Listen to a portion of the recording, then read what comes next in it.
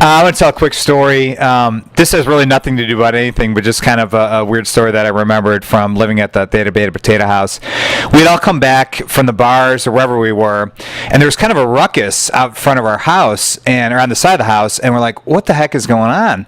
And an ambulance had come, and our friend Paul, something had happened to him, whether he needed stitches or he was in some sort of pain for something. And I'm like, oh, is the ambulance there for him? And no one really explained the story. It was 2 a.m. No one really explained the story really well. So he ended up skateboarding to the emergency room to get stitches or whatever he needed. And then the paramedics were kind of standing there being like, what do we do? I mean, what are we here for? And we had some neighbors that kind of lived next to us. And do you remember them?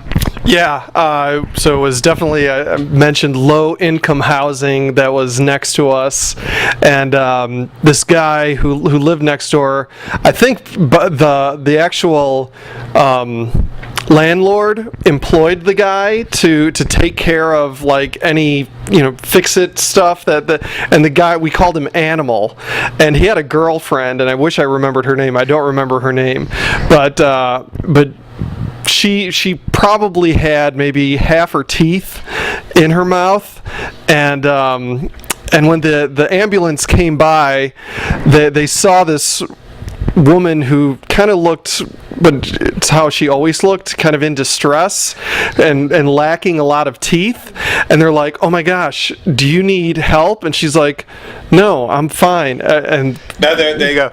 The paramedics are like, oh my gosh, did this woman's teeth get knocked out? And we all kind of looked at each other and didn't know how to respond nicely. We said, no, that's just how her teeth always are. So